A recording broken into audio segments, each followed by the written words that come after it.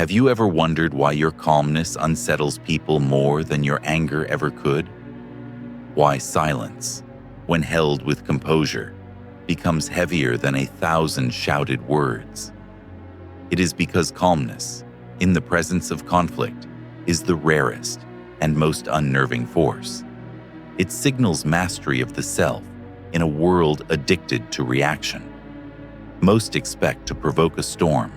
Instead, they collide with a mountain unmoved by the winds, and in that collision, their own inner turbulence is reflected back to them, merciless and clear. In the theater of human interaction, calmness is not passivity, it is power distilled. The Stoics knew this. Marcus Aurelius wrote that, "You have power over your mind, not outside events." To hold stillness in the face of chaos is to prove that truth with your very body. When you remain calm, you strip others of their control over you. Their tactics, designed to ensnare you into anger or defensiveness, fall flat. They fear you not because you attack, but because you refuse to be captured by their projections. This fear is primal. At its root lies the Jungian shadow, the repressed chaos, the insecurities, the shame that each person tries to bury. When your calm gaze does not flinch, it acts as a mirror. Suddenly, the hidden contents of their own psyche begin to surface. They see themselves unmasked in the silence you hold. And because most cannot bear that confrontation, they lash out. Yet the more they struggle, the more your calmness deepens the mirror. Imagine the scene. One speaks with venom, their voice rising like waves crashing against a cliff. You stand still, your breath steady, eyes unwavering. The cliff does not answer the sea. The sea rages louder, but its violence is swallowed by the stone's silence. In the end, the waves exhaust themselves. The cliff remains. This is the archetype of the immovable one, the man or woman who cannot be bent by manipulation. To encounter such presence is to stand before an ancient power. But understand this: your calmness does not only disarm others, it transforms you. For anger chains you to another's rhythm, while calmness returns you to your own. In psychological terms, this is individuation, the process by which a person separates from the projections of others and becomes whole. To remain calm is to say, "I am not your puppet, I am not your shadow, I belong to myself."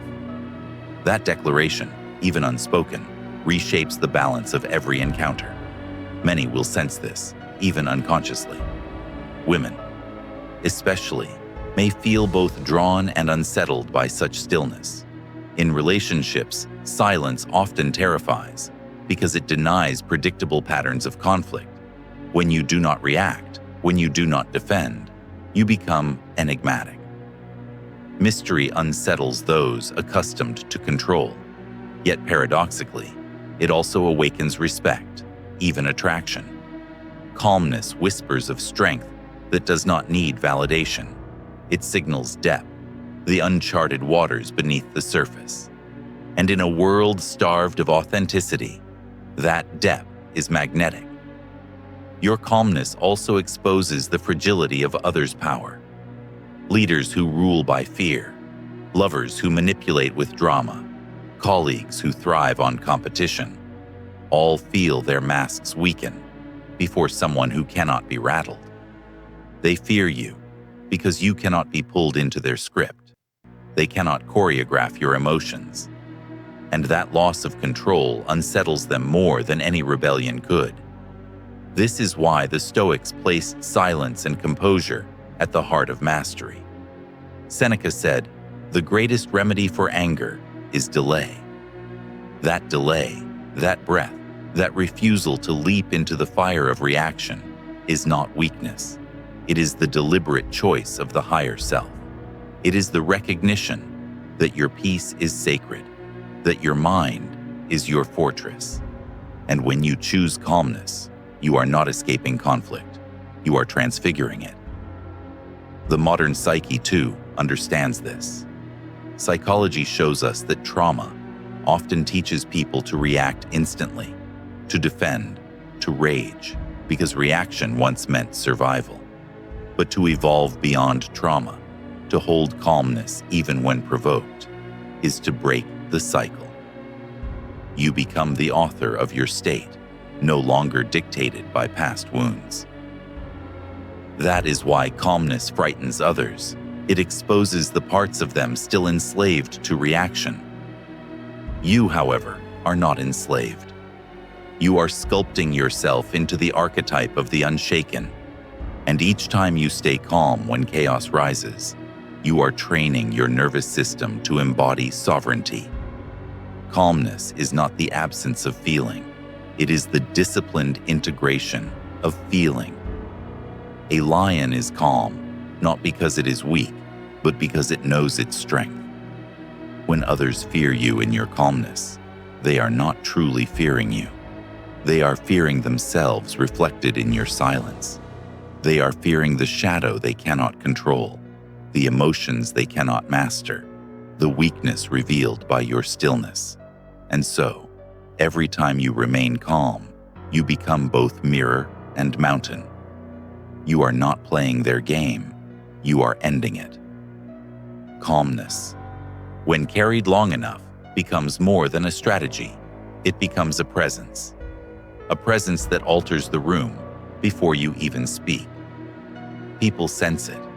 Their nervous systems pick up what words cannot say.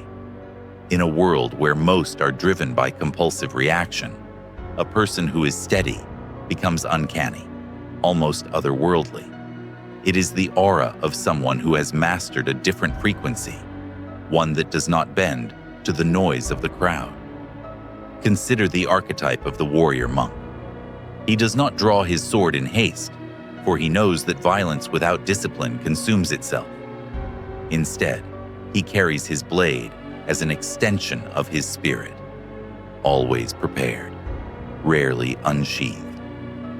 His calm is not softness, but readiness contained. And so it is with you. When you remain calm, others sense the contained force. They feel the potential of what you could unleash, yet choose not to. That choice itself terrifies them, for it reveals you do not act out of impulse. You act out of will. Psychologically, calmness creates a gap between stimulus and response. Viktor Frankl described it as the space where freedom resides. Most people live without that gap. Insult triggers anger. Rejection triggers desperation. Betrayal triggers chaos. But when you stretch that space wide, when you breathe into it and remain still, you reveal freedom. That freedom unsettles others because it demonstrates you cannot be ruled by external events. And the one who cannot be ruled is always feared by those who depend on control. There is also a magnetic paradox in calmness. It feels both distant and intimate. Distant, because silence withdraws from the frantic grasp of others. Intimate, because silence pulls people inward, forcing them to hear their own thoughts more clearly in its presence. In your calmness, others are left alone with themselves, and for many, that is unbearable. To stand before someone calm is to confront the noise inside their own soul. Some will admire you for it. Others will despise you. Both, however, will feel your power. From a Stoic perspective, calmness is the outer garment of inner alignment. Epictetus taught that disturbance comes not from events, but from our judgments of them. To remain calm, then, is to prove mastery over judgment itself. You decide how much power an event has over your soul. When your calmness does not break, others realize, often with dread, that their weapons cannot pierce you. Insults lose their edge. Drama loses its lure. Manipulation dissolves into futility. They strike at the armor of your mind, and find nothing but silence staring back. Yet calmness is not a mask to be worn lightly. If it is a mere performance, people will sense the tension beneath it. True calmness arises from deep integration. It is not suppression of anger, but its transformation. It is not the denial of fear, but its acceptance. Jung would call this the work of the shadow, taking the chaotic, the wounded, the unacknowledged parts of the psyche, and bringing them into light. When calmness is authentic, it is the proof that the shadow has been faced, not hidden. And that authenticity carries weight far heavier than forced composure. Your calmness, then, is a signal. I have gone into the depths where others fear to look, and I have returned whole. That is why they fear you. Not because you shout, but because you don't need to. Not because you dominate, but because you cannot be dominated. Calmness is the quiet crown of sovereignty. Think of water. When agitated, it reflects nothing clearly. But when still, it mirrors the sky, the trees, the face of whoever gazes into it. You are that water. And the clearer you become, the more others see themselves when they look at you. Some will be drawn to the beauty of reflection. Others will recoil from the flaws it reveals. Either way, you remain water, still, untroubled, vast. To master calmness is to shift from being an actor in others' dramas to becoming the stage upon which they play. They come with storms of words and passions, yet you remain the ground beneath their feet. They may rage, but they cannot shake the earth itself. This position is not passive, it is sovereign. The calm one chooses which battles are worthy, and most are not. That restraint is the essence of timeless strength. So when they fear your calmness, understand what they are truly fearing: the collapse of their illusions. They expected to control your strings, to drag you into the same dance of chaos that rules them. But you, unbound, reveal their weakness. You remind them, silently, devastatingly, that they too could be free if only they dared to master themselves. Calmness, when sustained in the heat of conflict, does more than disarm. It begins to teach, not with words, but with presence. Others watch you, expecting the usual script: raised voices, defensive postures, sharp retorts. Instead, they meet something unfamiliar. Your stillness forces them into awareness of their own performance. The louder they become, the more the silence presses in around them, magnifying their own noise until they cannot ignore the absurdity of it. This is the hidden authority of calmness. It is not a tool for domination, but a mirror of truth. The Stoics understood that truth does not need to shout. Marcus Aurelius reminded himself, if it is not right, do not do it. If it is not true, do not say it. Calmness carries this principle into action. To withhold reaction is to refuse the false, to deny energy to what is unworthy. And in that refusal lies a quiet form of justice. But this justice is not external. It begins within. Psychology reveals that when you remain calm under fire, your nervous system rewires itself. The body learns that it does not need to leap into fight or flight every time tension rises. Instead, it grows accustomed to holding the charge, to metabolizing the storm without exploding. Over time, this rewiring becomes a shield. You no longer fear conflict, because conflict cannot unmake you. Calmness becomes your natural state, not a forced performance.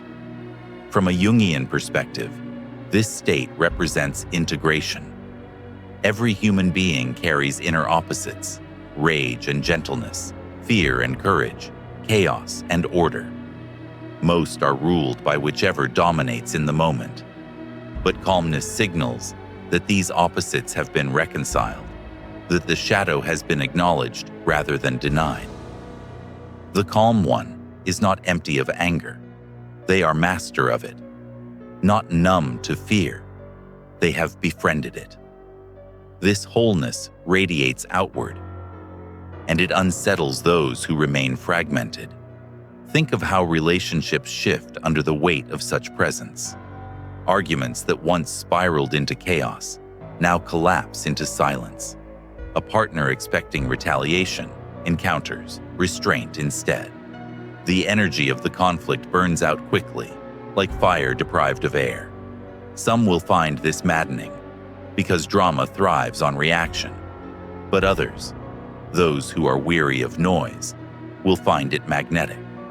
Calmness in love signals safety, and safety, paradoxically, awakens desire more deeply than chaos ever could. In the realm of power, calmness operates like gravity. Leaders who command without shouting, who hold a room by presence alone, embody this truth.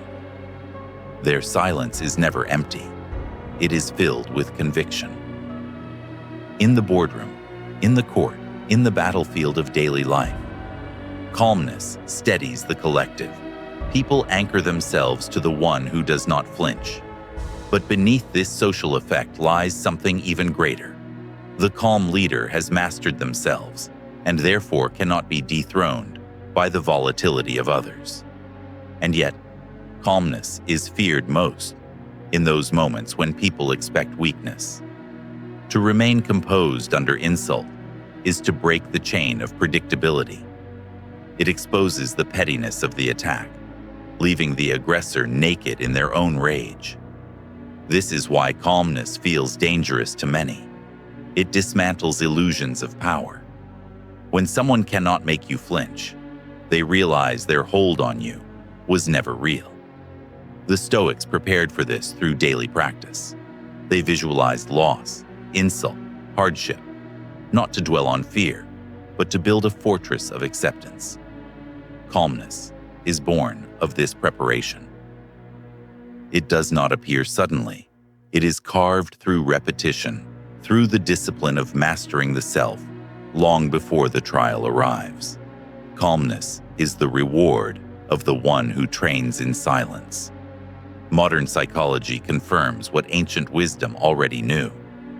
The calm one has shifted from external control to internal sovereignty. To remain calm is to say, without words, "Your storm does not dictate my sky." That single stance reorders the dynamics of every encounter. It pulls you out of victimhood and places you in authorship. The calm person is no longer a character in someone else's chaos. They are the author of their own script. This is why calmness frightens. It is not passive. It is active power contained. And those who live on manipulation, who rely on predictable patterns of reaction, are undone by it. They do not know how to move against a wall that does not crumble. They do not know how to fight what refuses to fight back. Calmness, then, is not merely self-protection. It is revelation. It exposes who others are when they no longer have control over you. It strips them bare. And in that stripping, you become both untouchable and unforgettable. Calmness, when lived fully, becomes more than an inner state. It begins to radiate outward like an invisible field. Others feel it before you speak. They test you, sometimes unconsciously, probing for cracks, hoping to pull you into the familiar rhythm of conflict. Yet when you remain steady, their efforts dissolve into frustration. It is as if they were trying to strike water with a blade. The water does not resist, yet it cannot be cut. This paradox unsettles them, because it is proof that true strength often hides in gentleness. In mythology, gods and heroes often embody this paradox. The storm rages, yet the mountain does not move. The serpent strikes, yet the eagle soars untouched above it. These archetypes persist because they speak to a truth embedded in the psyche. The strongest are not those who rage, but those who endure. Jung would call this the archetype of the self, the integrated core that stands whole against the forces of fragmentation. Calmness signals proximity to that archetype. It is the language of completion, and for those who still feel fractured, it is both inspiring and threatening. Think of how this plays out in daily life. A man insulted in front of others who does not flinch suddenly becomes larger than the room itself. His silence rings louder than any retort could. People notice. Some will whisper that he is weak, but even they feel the truth. It takes greater strength to hold back the hand than to strike. Others will feel drawn, sensing in his restraint a depth they cannot easily name. The calm one becomes both target and magnet, both feared and admired. In relationships, this quality reshapes dynamics. Arguments cease to follow their predictable scripts. When one partner refuses to be dragged into shouting matches, the entire pattern collapses. At first, this may cause anger, because drama feeds on reaction. But beneath the anger lies recognition. The calm partner cannot be manipulated through emotion, and in that recognition, a new respect often emerges. Calmness in love is a sanctuary. It promises that one's worth is not diminished by the storms of another. From a Stoic view, calmness is not about retreat. It is about engagement with clarity. Epictetus warned that we suffer not from what happens, but from how we interpret what happens. Calmness is the act of stepping back from interpretation, of refusing to label the event as threat or insult until the truth has settled. This pause, this breath, is wisdom embodied. It is the refusal to surrender your inner citadel to the first blow of circumstance. And when you guard this citadel well, people notice. They sense the gates cannot be breached, and this realization unnerves them. Yet calmness must not be mistaken for indifference. Indifference is cold, disconnected, hollow. True calmness is alive, alert, full of choice. It is the difference between a dead sea and a still lake. The lake reflects the sky because it is alive in its stillness. So too does the calm person reflect the world, not with emptiness, but with clarity. This is why others see themselves so vividly in your silence, because you reflect without distortion.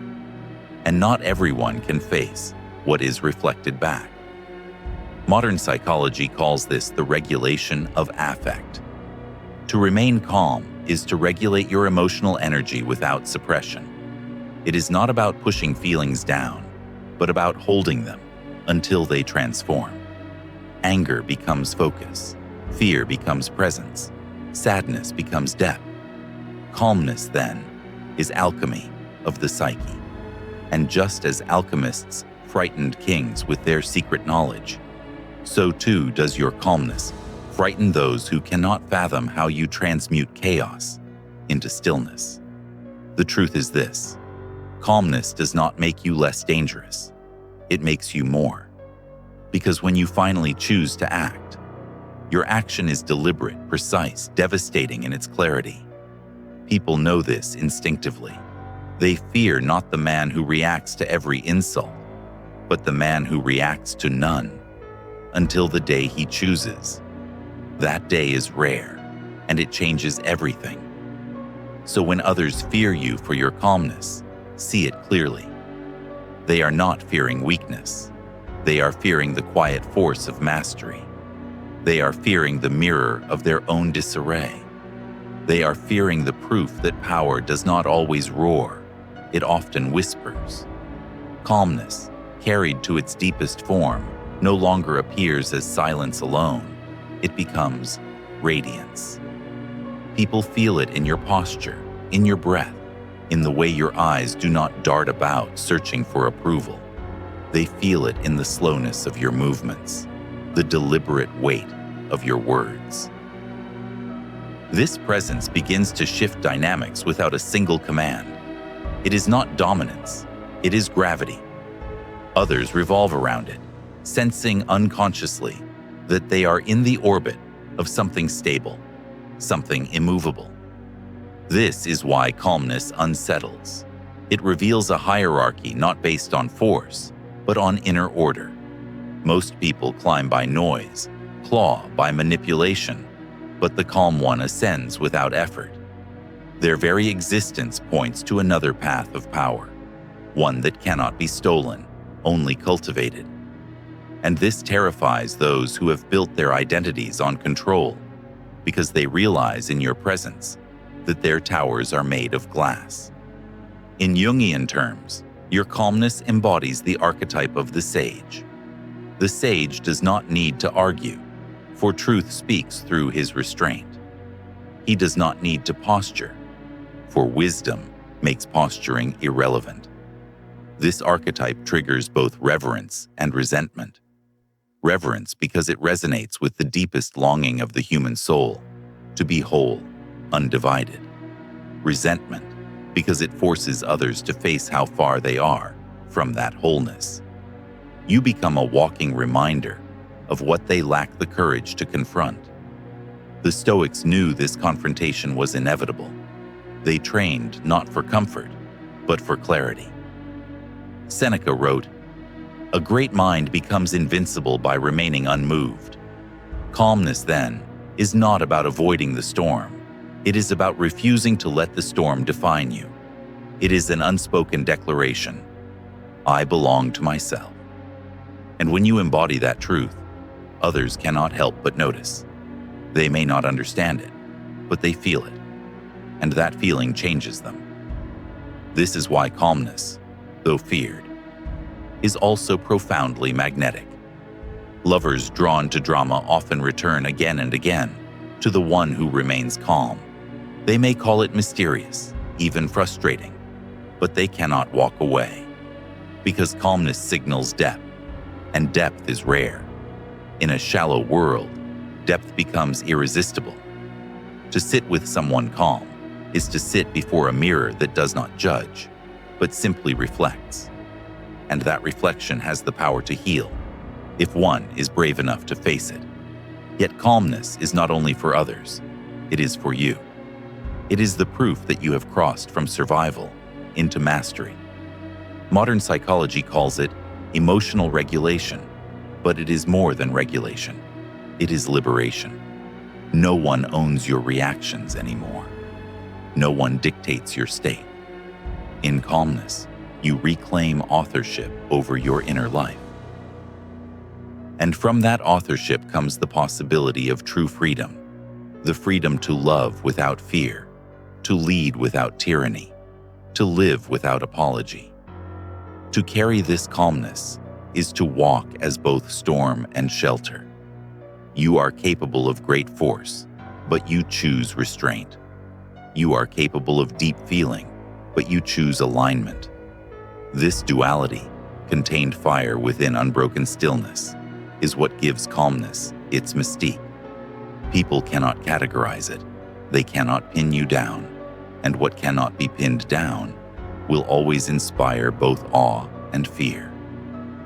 So remember, calmness is not the absence of power. It is the refinement of it. It is the discipline of holding your fire until the moment is worthy. It is the silent crown of sovereignty, worn not on the head, but in the soul. And those who fear you when you are calm are not really fearing you. They are fearing the truth that power is not in their hands, and perhaps never was. Calmness, when it matures into a way of being, begins to shift the very fabric of your life. It is no longer something you practice in isolated moments of conflict. It becomes the ground you walk upon, the atmosphere you carry wherever you go. And because most people are driven by turbulence, this atmosphere feels uncanny, even supernatural. They expect life to provoke you as it provokes them. When it does not, they are forced to confront the possibility that their suffering is not inevitable, that perhaps it is chosen, and that realization can terrify. This is the essence of why calmness is feared. It shines light on chains that others pretend do not exist. The one who stays calm shows, without accusation, that most of what enslaves us comes from within. To stand beside such a person is to feel both exposed and liberated. Jung spoke of individuation as the path toward wholeness, and calmness is its outer sign. You appear to belong less to the crowd and more to yourself. And to those still caught in the crowd's web, your detachment feels like betrayal. Yet the Stoics would insist it is not betrayal. It is loyalty of the highest order, loyalty to reason, to the soul, to truth. Marcus Aurelius urged himself daily to expect insults, betrayal, loss, and still remain anchored. This was not pessimism, but preparation. Calmness is not denial of suffering. It is the choice to meet suffering with composure. And when you embody this choice, you become untouchable in ways that provoke both envy and reverence. Modern psychology calls this differentiation, the ability to stand apart without cutting off connection. A differentiated person does not lose themselves in another's chaos, nor do they retreat into isolation. They remain present, but steady. This balance is rare, and because it is rare, it is disruptive. In families, it breaks generational cycles. In workplaces, it disarms politics. In love, it dissolves manipulation. Everywhere, it unsettles those who thrive on emotional contagion. But calmness is not meant to isolate you. On the contrary, it frees you to love more deeply. When you are no longer tossed about by every mood or provocation, you can finally meet others as they are, not as threats to your peace. You see them clearly, without the fog of reactivity. And clarity is the soil where compassion grows. To be calm is to be strong enough to forgive, wise enough to let go, and free enough to choose without compulsion. Your calmness becomes a signal. You are no longer desperate. Desperation is noisy. Calmness is quiet. Desperation grasps. Calmness chooses. Desperation fears rejection. Calmness accepts fate. And this is why others fear you, because your calmness reveals that you need nothing from them. Without need, you cannot be manipulated. Without reaction, you cannot be controlled. And in a world built on control, that kind of freedom is the most subversive act of all. The journey, then, culminates not in dominance, but in liberation. You do not stand above others in contempt. You stand apart in freedom. You are no longer bound by the illusion that validation gives worth. You have tasted a deeper worth, the worth of sovereignty over your own soul. Calmness is the crown of this sovereignty, worn invisibly, yet seen by all. And so, the circle closes. Calmness is feared, yes, but it is also the doorway through which you step into peace. No storm outside can undo the silence within. No voice raised against you can drown the voice you have disciplined to remain still. In that stillness lies the secret the Stoics lived and died for. That freedom is not given, it is chosen.